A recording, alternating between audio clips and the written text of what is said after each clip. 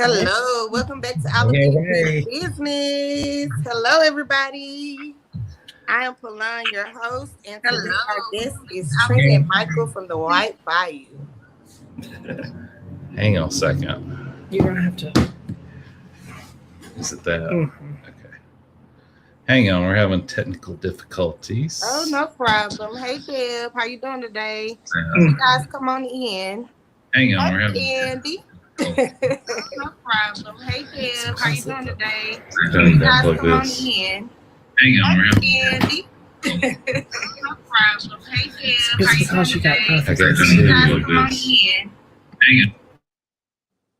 All right, you guys. So as you guys come in, leave a hello in the comments. We have on the White Bayou guys today. We have Trenton White, and Michael Matthews. I'm so excited to have them today.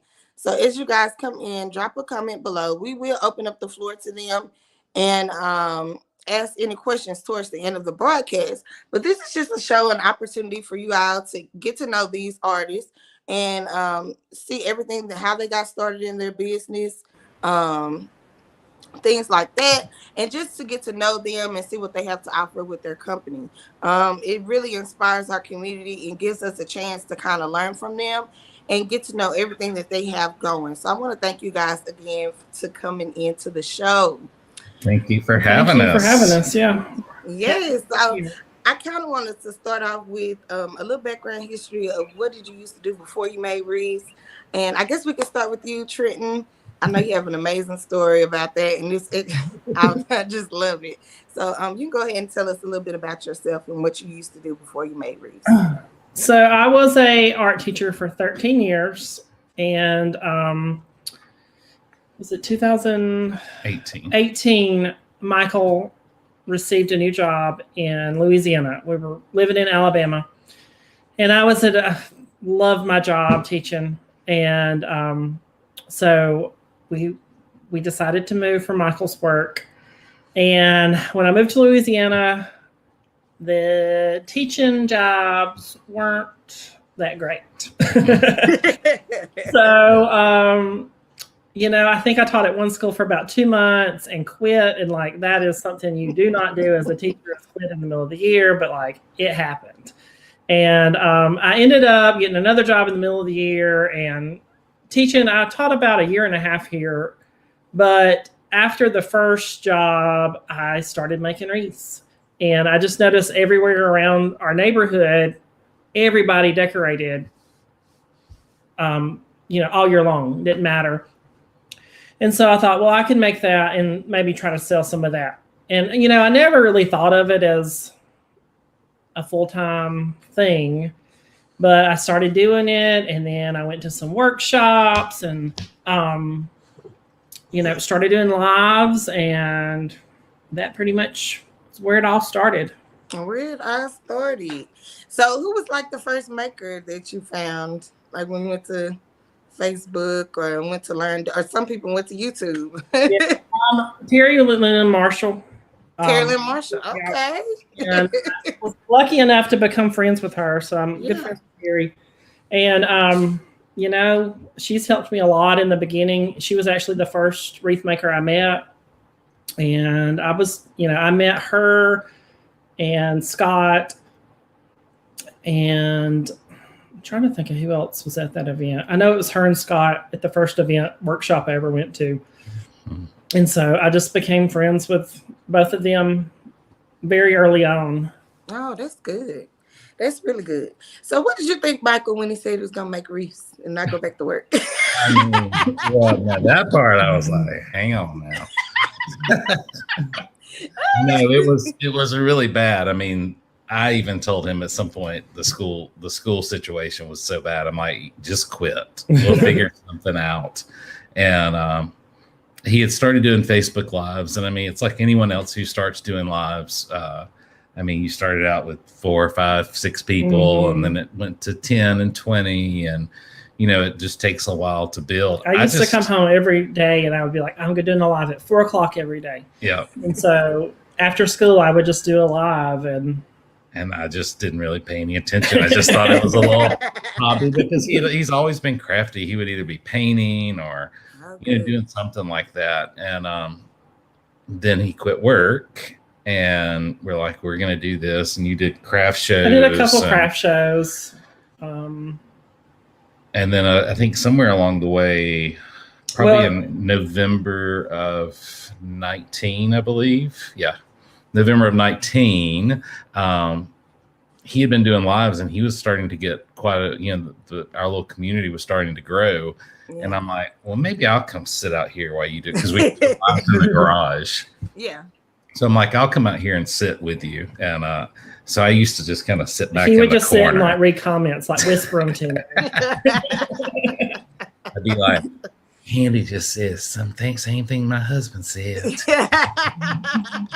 I'd be whispering in the background, and then, that was just me being shy in front of the camera, but that kind of changed.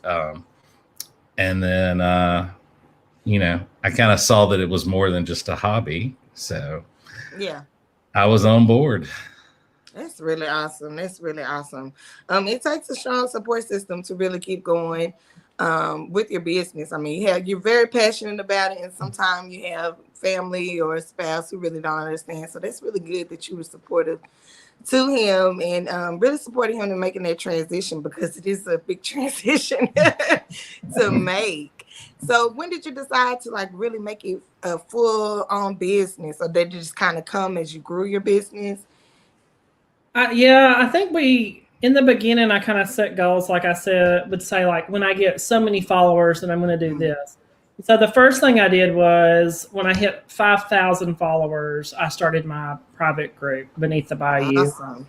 And so from that just kept growing. And then I think when we hit 10,000 is when we started selling supplies. I think every time we do a live and he would make something, people would be like, where'd you get that from? And, we'd like, whatever, it came from General Wholesale, or it came from Waterman's Loft, or, something like that. And we just start talking. We're like, maybe we should have some of this stuff to sell ourselves. Right.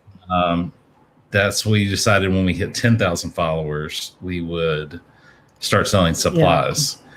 And so that venture started with $1,500. Yep. Some little plastic shelves in our garage. And that's what we started We with. started to selling like kits. Everybody would want to, a lot of people don't want to pick out the stuff themselves or have problems with that. So we would do like a ribbon box that all matched, or we would do a wreath kit or something like that. And there in the beginning, like we would only have like 10 or 12 to sell, and they would sell immediately. Yeah. We started, seeing that we needed to grow, and, really just, that's how it all started. That is really awesome. That you actually set those goals and made it a point. That's like Tamika said, you just gave out the blueprint. That is really a good blueprint. You can PayPal me later. So that is awesome. So you started small. You started where you were, just right in your garage, and then you transitioned and got your own warehouse. So how did that go with finding that? Is it a total different process with finding a warehouse? So we planned on staying in the garage for what? We're going to stay in the garage. He wouldn't let you. Yeah. And after 2 months in the garage, and then it was like into our den and into the kitchen, and like we would have to we were putting stuff everywhere. We were like, we have to take our house back. And so we found our first warehouse in August of 20.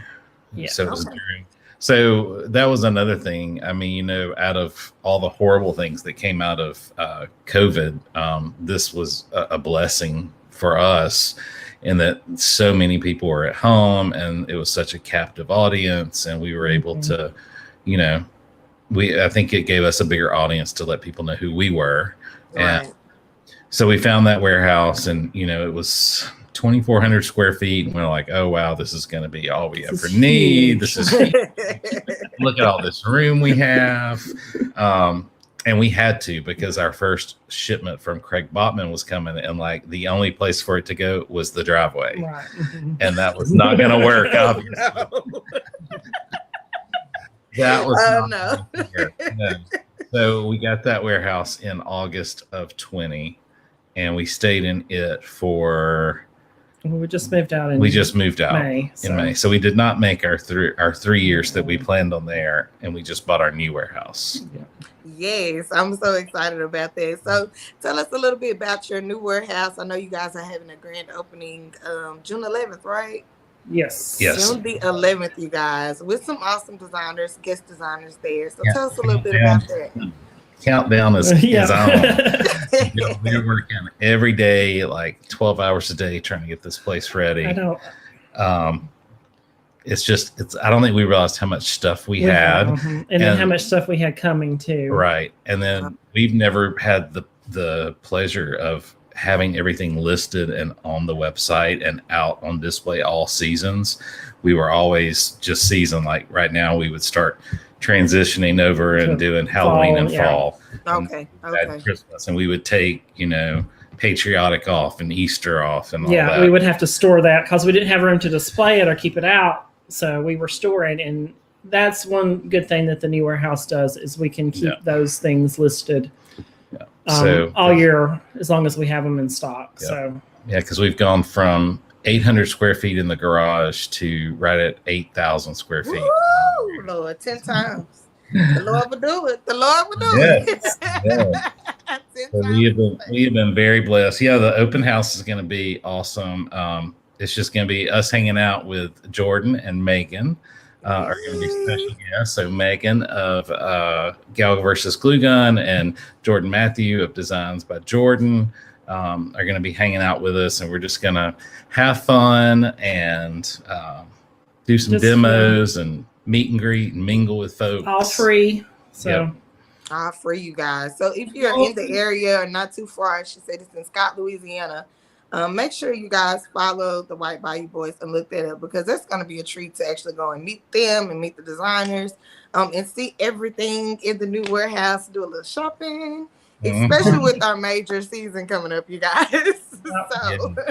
And the good news is a lot of that's coming, actually showing up. So awesome. That is so awesome, you guys. She says, will you be having any sales on the 11th at the grand opening? Secrets and surprises. Oh, stay tuned now. We'll have you guys special that day. Yes, we'll definitely have something special that day. Something special. Awesome. You guys, I do want to say this. You guys ship so fast and offer such great products, you guys. They ship out so fast that I just love it. And everything is professionally done. So I did want to say, you know, it's a great place to shop. If you have not shopped with the White Bayou Boys, make sure you shop with White Bayou's Wreaths and Supply. Excellent product. And again, quick shipping, and everything's delivered in a very professional standpoint. So I want to know a little bit more about your group. So what do you do inside of your group? My group is Beneath the Bayou. If you're interested, you can go to whitebayou.com, or you can go to learnfromtrent.com. All of my group members do receive a discount all year long. And they also get to see all of the new products first. But I cover pretty much everything. Grapevines, mesh wreaths, garlands, centerpieces, you name it, we've done it. We've made attachments. We've done Christmas tree tutorials. We've done, everything. We've had guest designers come in and teach too. So group's a lot of fun. They're very supportive. I love my group. There's no drama ever. So yeah, it's a really good place. I teach Tuesdays and Thursday nights, 6:30 Central. And yeah, we would love to have you if y'all were interested. It's a great community of people. It really is. They're very supportive of each other and of us. So it's a really great group. Awesome. So I love that you get to actually learn how to use the products, especially for someone new.